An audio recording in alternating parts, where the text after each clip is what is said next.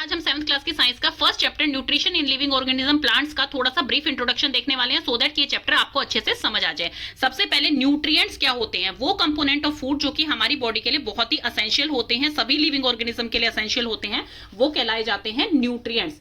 जिसमें सबसे फर्स्ट है आपका एनर्जी गिविंग फूड्स कौन से होते हैं, जो कार्बोहाइड्रेट्स एंड फैट्स होते हैं।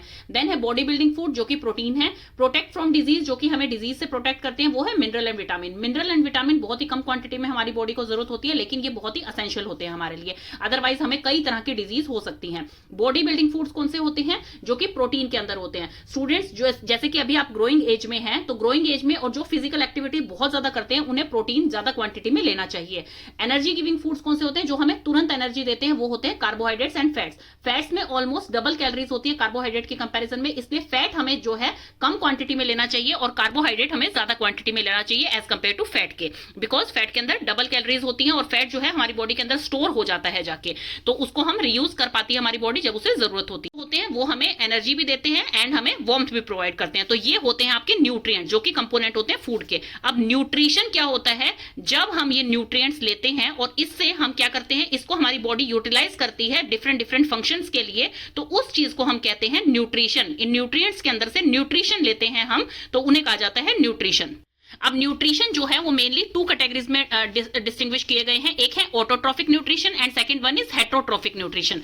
ऑटोट्रॉफ्स क्या होते हैं, ऑटो का मतलब होता है सेल्फ एंड ट्रॉफ्स का मतलब होता है नरिशमेंट। जो अपने आप से नरिशमेंट लेते हैं वो क्या कहलाते हैं, ऑटोट्रॉफ कहलाते हैं। और उस तरह के न्यूट्रिशन को क्या कहते हैं, ऑटोट्रॉफिक न्यूट्रिशन कहते हैं। जैसे कि प्लांट होता है वो क्या होता है, प्रोड्यूसर कहा जाता है उसे। प्रोड्यूसर जैसे आपने फूड चेन फूड वेब आपकी क्लासेस में लोअर क्लासेस में पढ़ा है, का मतलब है कि वो जो है ऑटोट्रॉफ अपना खाना खुद बनाते हैं। क्या किस प्रोसेस से बनाते हैं, फोटोसिंथेसिस से बनाते हैं। नेक्स्ट आपका आ जाता है हेट्रोट्रॉफ्स। हेट्रोट्रॉफ्स आगे जो है तीन कैटेगरीज में डिस्टिंग्विश किया गया है। सबसे पहले हेट्रोट्रॉफ्स होते क्या है, हेट्रो का मतलब है अदर, ट्रॉफ्स का मतलब है नरिशमेंट। जो नरिशमेंट के लिए दूसरों पे डिपेंडेंट होते हैं उन्हें हेट्रोट्रॉफ्स कहा जाता है। जैसे कि हम सब किस पे डिपेंडेंट है, प्लांट्स पे डिपेंडेंट है।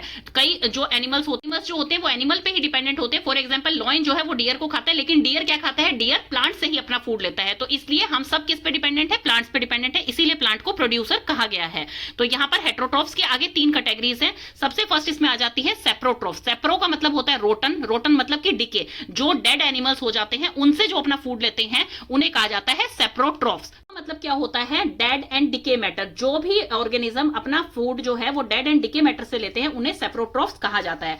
आता है पैरासाइटिक। पैरासाइटिक कौन से होते हैं, जो कि किसी दूसरे प्लांट के ऊपर डिपेंडेंट होते हैं। मतलब कि जो मोड ऑफ न्यूट्रिशन जिसमें कि नॉन ग्रीन प्लांट जो होते हैं, जो कि फोटोसिंथेसिस के द्वारा अपना फूड नहीं बना पाते हैं, वो किसी दूसरे लिविंग ऑर्गेनिज्म पे डिपेंडेंट होते हैं, तो उसे कहा जाता है पैरासाइटिक न्यूट्रिशन। और वो जो जिसके ऊपर डिपेंडेंट होते हैं उसे कहा जाता है होस्ट। जो कि मेन बॉडी होती है उसे होस्ट कहा जाता है, और जिसके ऊपर जो डिपेंडेंट होता है उसे पैरासाइट कहा जाता है। इसके बाद आते हैं होलोजोइक। होलोजोइक क्या होते हैं, जो कि सॉलिड एंड लिक्विड फूड लेते हैं, फिर उसका ब्रेकडाउन होता है सिंपलर फॉर्म में, और इस तरह से वो फूड को एब्जॉर्ब करते हैं, न्यूट्रिशन उससे लेते हैं। तो इसमें एग्जांपल आ जाएगा अमीबा एंड ह्यूमन बींग्स। एक और टर्म है इस पूरे चैप्टर में, उसे कहा जाता है सिम्बायोटिक। में क्या होता है, दो ऑर्गेनिज्म एक क्लोज एसोसिएशन में रहते हैं, कि मतलब दोनों को एक दूसरे से फायदा हो रहा होता है, उसे कहा जाता है सिम्बायोटिक, कि मतलब दोनों एक दूसरे के लिए बेनिफिशियल होते हैं। जैसे कि for example fungi and algae हो गई, रूट्स ऑफ ट्रीज में। तो वो क्या करते हैं, ट्री तो उन्हें शेल्टर प्रोवाइड कर रहा है, वहां रहने की जगह दे रहा है, और वो क्या दे रहे हैं ट्री को, वो वाटर एंड मिनरल्स दे रहे हैं ट्री को, सो दैट कि वो और एफिशिएंटली ग्रो कर पाए। तो इसे कहा जाता है सिम्बायोटिक रिलेशनशिप। तो ये था इस पूरे चैप्टर का रिव्यू। और इसमें यस एक मेन इंपॉर्टेंट चीज है कि प्लांट अपना फूड कैसे बनाते हैं, फोटोसिंथेसिस के द्वारा बनाते हैं। फोटोसिंथेसिस मेनली कहां पर होता है, लीव्स में होता है ट्रीज की।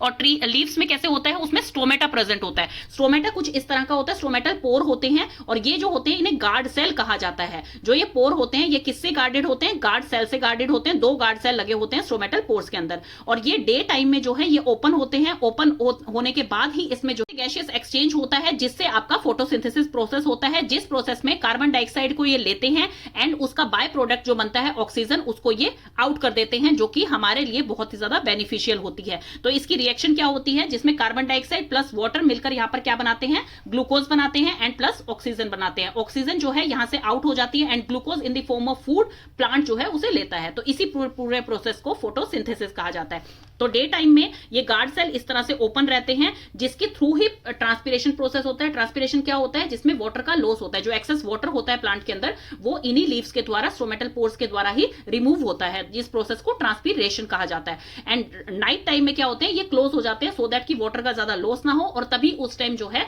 गैसियस एक्सचेंज नहीं होता है प्लांट्स के अंदर नाइट टाइम में। तो इंपॉर्टेंट टॉपिक है कि सोयल जो है वो कैसे अपने न्यूट्रिएंट को रिप्लेनिश कर पाती है, कि मतलब जैसे जिस जगह पर प्लांट जो है वो ग्रो होता है, मान लीजिए यहाँ की सोयल है और यहाँ पर प्लांट ग्रो होकर धीरे धीरे एक ट्री बन गया है, तो वो क्या है, उसने सारा न्यूट्रिएंट इस सोयल का ले लिया है। तो ये सोयल उपजाऊ कैसे रह पाएगी? तो इसमें क्या है, फर्टिलाइजर्स और मैन्योर्स का यूज किया जाता है ताकि सोयल फर्टाइल रह सके। लेकिन बहुत सारी जगह ऐसी होती हैं जहां पर फार्मर्स नहीं पहुंच पाते, जैसे फॉरेस्ट का इलाका है, तो वहां पर फर्टिलाइजर्स एंड मैन्योर्स आप नहीं डाल सकते हैं। तो वहां पर क्या चीज होती है, जो डेड पार्ट्स होते हैं ऑर्गेनिजम्स के या फिर ट्रीज के, जो डिकम्पोजिशन वाले डेड लीव्स होते हैं जो टूट टूट कर गिरते हैं, तो वो उससे, उस मैटर से अपने आप को एनरिच कर पाती है सोयल। एंड जैसे बैक्टीरिया होते हैं, फॉर एग्जांपल राइजोबियम है, वो सोयल को रिच बनाने में हेल्प करता है। कैसे करता है? क्योंकि नाइट्रोजन साइकिल जो होती है, जो आप चैप्टर में पढ़ने वाले हैं, नाइट्रोजन जो हमारी एटमॉस्फेयर के प्रेजेंट है, जैसे 78% नाइट्रोजन गैस प्रेजेंट है हमारे एटमॉस्फेयर में, वो डायरेक्ट जो है वो प्लांट या सोयल एब्जॉर्ब नहीं कर पाती है। इट इज नाइट्रोजन को एब्जॉर्ब नहीं कर पाते हैं, वो सोल्यूबल नहीं होता है, तो बैक्टीरिया जैसे कि राइजोबियम है